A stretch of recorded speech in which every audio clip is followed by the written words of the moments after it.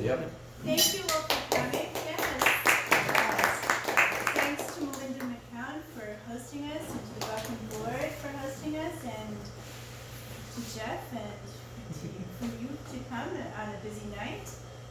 We appreciate it all the more. Thank you for being here, Alice. We all know each other. We don't know you though. Tell us your names. James. James is good. Mike. His alias. Mike. Mike, good to meet you. Thank you for being here. James's alias is JR. All right. And everybody in Columbia knows it. Oh. I mean, just so you know. Well, you know, I teach a workshop and run a writing residency in Auvillard for the Virginie Center for the Creative Arts. They have a site in southwest France. It's a tough gig, right? It's all like food and wine, and I mean, we write a few poems. I don't know exactly what we do, you know. So I'll start off in France and then move us to Tennessee and, you know, encore. I love you for all the men I do not love, and for those I adore. For macho men, the Café Saint Victor and the snobs at Librairie Compagnie. For les chats français, le chat américain. For all the Frenchmen whose beauty tossed in olive oil cannot equal the taste of yours. I love you to love. I love you for your silences, but I prefer your songs. I love you for your wisdom, which is mostly in your arms. Tell me who you haunt, and I'll tell you who you are. You haunt me like a summer hit. Replay me on your lips. I love you for all the wine I have not tasted. I love you to stay drunk on love, like Baudelaire and Arthur, but breathing. All right. Made him smile, he said. So I got an email from the director over in France. One of our participants asked if she could bring her baby, and the director was concerned. She said the subject line of the email was, "But what will baby eat?" What will baby eat? Baby will eat pâté, foie gras, caviar, fat tears. Baby will eat blues, Coltrane, Malin Peru, duck breast, duck mousse. Baby will eat rillette, whipped cream, creme brulee, this little piggy dipped in champagne. Baby will nibble you down to the bone. I like that one. Here's what baby won't eat. That chicken. All right, so I was tired. I didn't feel like cooking. I went to the neighboring village and I bought a cooked chicken. It was at that point 15 euros, that day it was $30. And it was inedible, okay? So I did what we do, I wrote a poem about it. Right? Perfect. Man, that's the blues, okay? That chicken was a senior citizen, an octogenarian, the oldest one in Valence-Dogen. And that chicken skin was so thick, it couldn't be insulted, not even by a knife. That chicken was so old, it knew my grandma Anna in Minsk. That chicken was so tough, even the boiling water complained. That chicken wasn't worth 15 euros. 15? That chicken was tougher than the pot.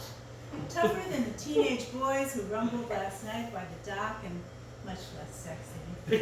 That chicken was one of two on Noah's Ark. I ate it because I paid for it. That was the chicken they saved for the American. That was the chicken that broke détente. I made a soup of it.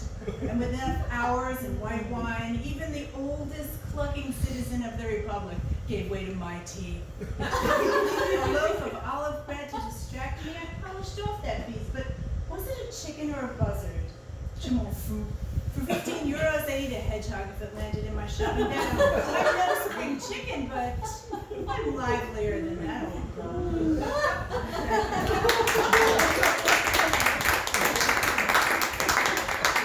So I was in Paris in November of 2015 on the day of the terror attacks, and I was supposed to be giving a reading with a Parisian poet 2 nights after.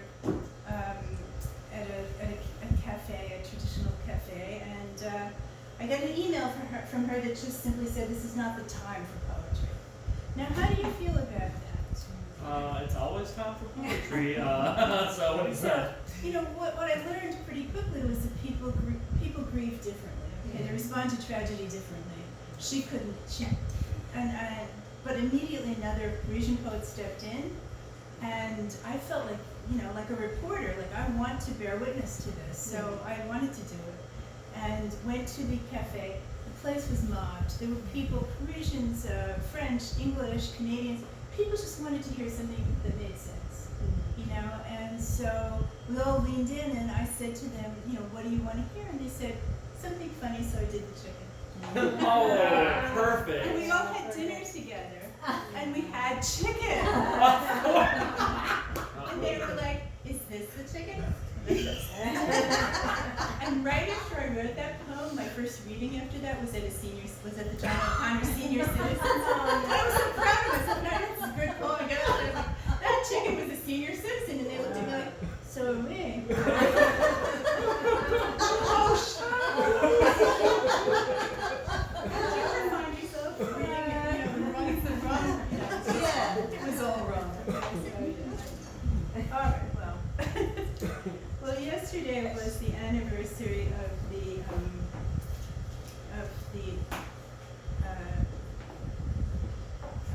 Tree of Life synagogue shooting. So we did a reading, sort of to try to give love and hope and so on. And it's brutal. I will do one poem, in memory of that. This is called Mezuzah, and my mother and my parents were of the generation that didn't speak about the Holocaust. Their attitude was that they didn't want the Jews to be perceived as weak. They never talked about it. And at some point, after my mother died, I found a picture of her with two elderly relatives, two German relatives, and on the bottom, in her handwriting, it said, the Schwartz brothers, the Nazis got the others. It's like, what others? What are we talking about here, So I canvassed all the relatives, came up with nothing until one of my cousins had been in the military, and he knew the town that they lived in. The Schwartzes, of course. So I went to the Holocaust Museum. I said, this is all I have. Can you help me? And at that point, it was all on Rolodexes. And they said, it'll take you forever to find it, but you're welcome to it. So I sat there. It took me like 15 minutes because all the names of Jewish tradition, you name children after the relatives. And there they all were. There was, and so the Schwartzes of Horb, there were 23 of them that were taken and killed. One relative survived, Hedwig Schwartz. She was handicapped before the Holocaust. She fell off a transport train, and some righteous person picked her up, got her over to the hospital in Stuttgart, and the nuns there took care of her. So how about that? Yeah, I know. So the Holocaust Museum calls those who rescued Jews the just. Right? We will never know who it was. But Heather, my daughter, my sister, and I went to Horb in southwest France. It's beautiful, the Black Forest region. The people were very nice, and especially the young people wanted to know what we knew, and they wanted to tell us what they knew. But you can see every home that was owned by a Jewish family because there were alcoves in the doorways where the mezuzahs are placed. Every Jewish home has a little prayer scroll inside the right-hand side of the doorway. So all of those were empty, so you knew who had owned that when. So I did this one. It's called Mezuzah in Memory, Hedwig Schwartz. In the doorpost of her house, a hollow, where the mezuzah used to hang. I press my hand against the indentation, my way of speaking to the past. Touch the hollow where the mezuzah used to hang. In Horb, Nazis renamed her street Hitlerstrasse. Now it's a winding picture postcard road, Jew-free, pleasant as it seemed before Nazis pressed my family into Judenhausen. I press my hand against the indentation. Over Horb, 100 doorposts echo, hollow. I know. So this is called How to Get Heat Without Fire. Many years ago, before Lou, you have BC, we call it BL, before Lou, right? BL. Long ago. Before you were born. I dated a guy whose mother was an Auschwitz survivor, and he was very mistrustful, I didn't know anything about trauma or how that affects families, but it was just like, it was virtually impossible. So I tried to write about it. I did a love poem called How to Get Heat Without Fire, which, so I'll do that and I'll talk a little more about that. But how to get heat without fire. Beneath the dark floor there has always been love, but the trick is how to get down to it. Shall I tear my way down like a tiger clawing the floorboards when this tearing down is what scarred you? Whose mother is there in the dark trying hard to hide you from the memory of the floorboards in flames? How to get heat without fire, to coax light open, to ease you new into the world if I'm not a mother or a beloved. Pull back, peel back dead bark, pull back the boards we trample, throw each other down on and through some days. Turn the floor into a pool we can dive deep into, cradle the mothers, let the animals swim their ways. Has music ever saved anyone?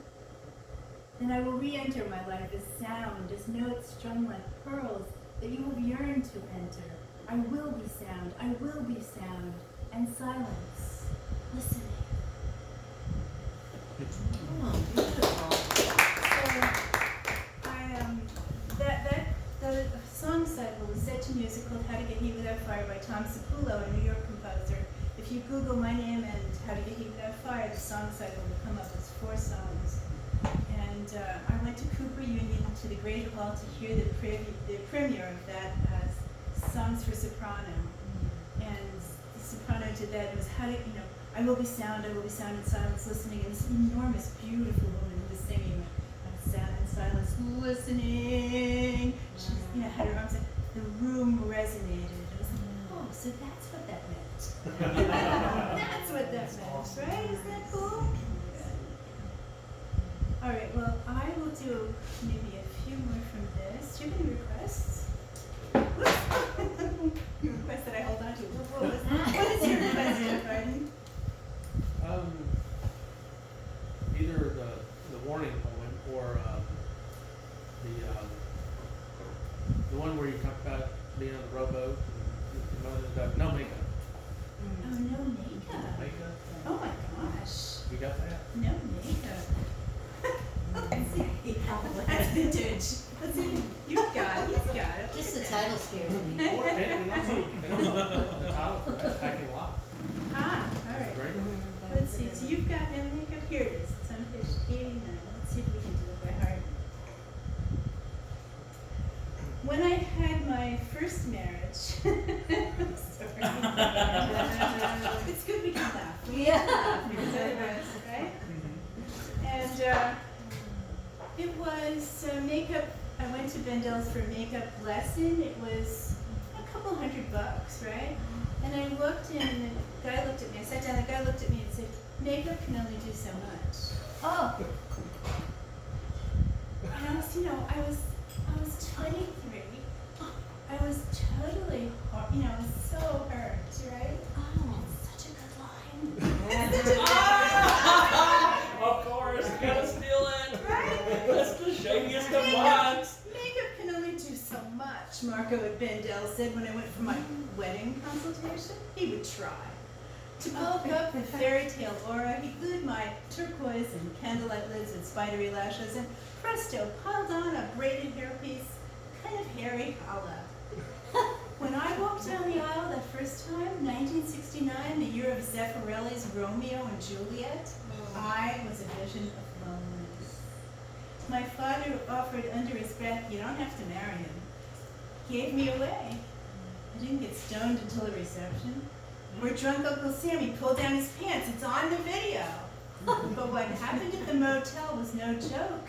I pulled off the hair and eyes marriage with a man whose body made me cringe as if I was the ingenue facing Fatty Arbuckle. Oh, why did I marry him? At 20, who knew about being born? Mother insisted I was lucky to find someone who loved me. A miracle, she crooned, a Jewish doctor. I'd rather die than marry him, I said. And die, she said. 3 years, and I was ready to jump from our Stuytown window. I was rescued by a cowboy and a Union. In one dream, my mother, sister, and I wore wedding dresses in a rowboat at sea. There's Moby Dick, I yelled. Row back to shore for the wedding, Mother ordered. You go, I said. I have to stay here and fight. I left him. The next years made sexual history. I'm no shaman, but I've lived and died many times. And here I am singing. This morning a raccoon looked in the mirror after nights of writing. Hey, makeup can only do so much, I thought, and I'll have to rely on poetry, won't I? And how at 60, at 70, I love nakedness in my face and lines and in your hands, dear readers. Jeff knows That's a good request, Jeff. Jeff knows this one by heart. He knows that one by heart. That was awesome. Thank you. Let's do a couple of new ones. Now, Jeff Harden he's one of the editors at One, which is a beautiful literary magazine. Do you know it? You need to look at it. It's a wonderful magazine. Alice, yeah. How many poems do you get at a time, do you think? I have no idea. You know, I mean, we read until we get 21 that we all agree on. And I think we're at what, 18 or 19 issues now? Wow. And so you've got about 7 or 8 people who are reading, and you have to get 5 yes votes, I see. and that's it. And it's yes, no. There's no maybe, there's no, well, let me wait, no, yes. No. That's so cool. That's so cool. Well, so thank you. And recently, One published this one. You can't. You can't. Do you look at your horoscopes? Yeah. The new second horoscope is just dead. I feel like they know me, you know. You can't. My horoscope says you can't find love by seeking it, so go create beauty. Oh, sure, I said. Would you like an Aeolian harpstring side with that? Or Grecian urn ships stamped with well-turned men? Ugh, are you done? The stars muttered. Weave lines like ivy wrapping the sycamore. Slips that don't need us, almost weightless. Like that crisp magnolia leaf you keep by the dash for company. Like tan like Spanish leather, like that boy in Seville 50 years ago. What was his name? I bet he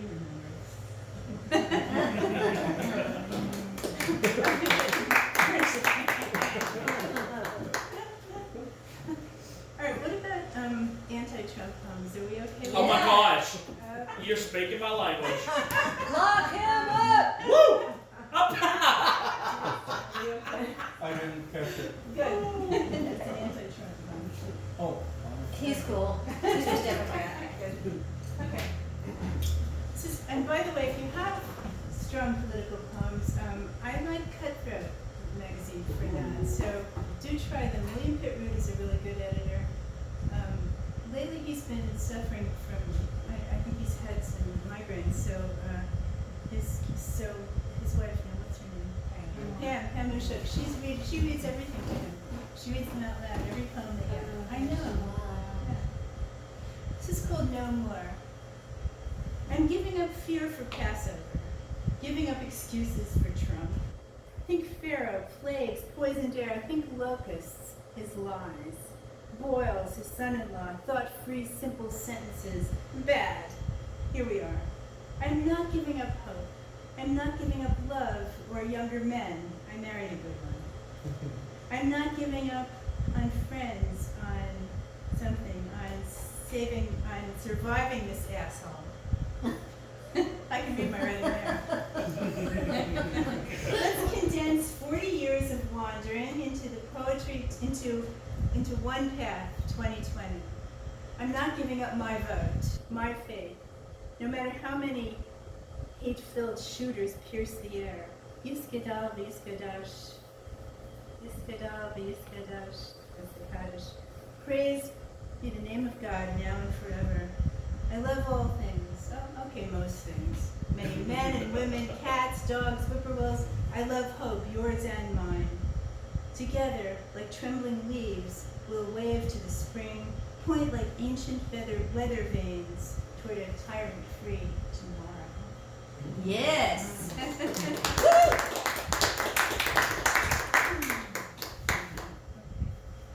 Well, what else? Is there another one you would like to hear? Or shall I close out? Whatever you feel like. Okay. Let's do it better. I'll do maybe 3 more. I've got a poem in here for Xavier Dobson, who was a 15-year-old in Knoxville who was killed saving his friends. He threw himself over the bodies of the friends. Was this a shooting? Yeah. It was December 17th, 2015.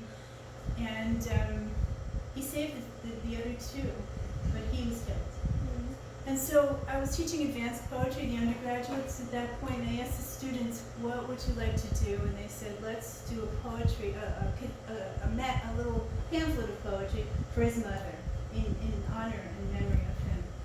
So we did that, we all wrote poems, and then we did a reading of it. And we invited Mrs. Dobson to come to the reading. She said she couldn't come because her supervisor felt she had taken away enough time from work at the funeral. Oh, wow. So we were like, the supervisor, right? Isn't that, Right. Well, she showed up.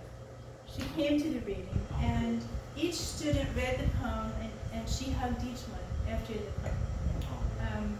And after that, I got a letter from the supervisor saying thank you. So there we were demonizing this other person that we didn't even know, right? And it turned out we were wrong. So yeah, we'll do this one. Well, that's good. Yeah.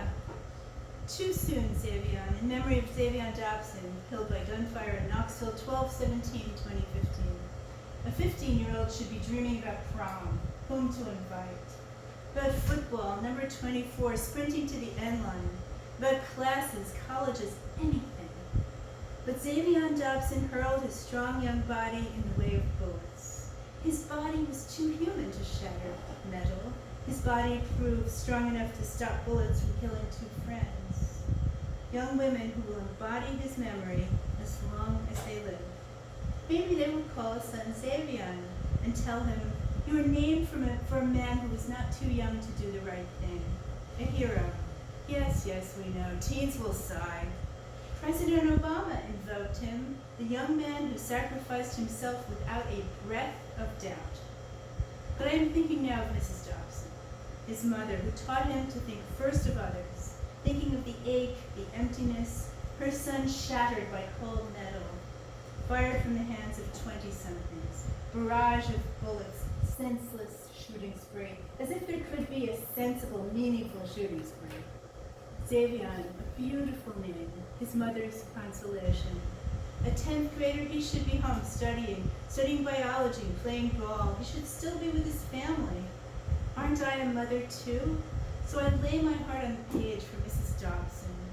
I want to kill the bullet that killed your son, Zenobia. I want to stop this madness. Would I throw myself in the way? I am a professor, but Zay, you are my teacher now.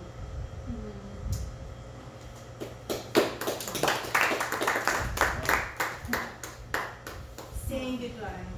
We embraced there in the parking lot of the ordinary. How could I know your arms were arguing last things? Your cheek and my hair. For a moment I pressed against you. Goodbyes can be fast. In a breath we traded lives. I didn't know you were a cliff I had reached the edge of. Your touch echoed. I simply followed it, like song. And I'll close out with a short one by Illaward, Paul Illaward. It's a 4-line poem. He says, Même quand nous dormons, nous veillons l'un sur l'autre. Even when we sleep, we watch over one another. And this love, heavier than the ripe fruit of a lake, without laughter, without tears, has lasted forever. Day after day, night after us. Thank you.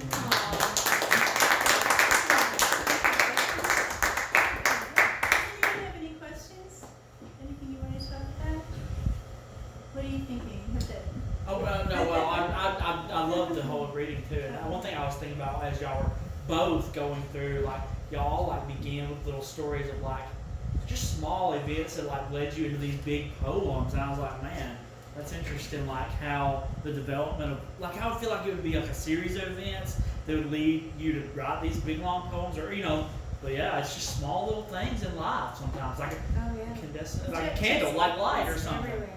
Yeah. Jeff was just saying that he writes every day. Yeah. So, in order to do that, you have to be open to the little and the big, and perceive And it like could just be- be makes sense. And his That's poems are mostly pretty long too. I wouldn't Yeah. say that age. no, these I'm guys, yeah, amazed. yeah, all of y'all's poems are really I'm amazed. they're Yeah. beefy and impressive. And Yeah. some of your topics are wonderful too. Yes, what, so what in particular do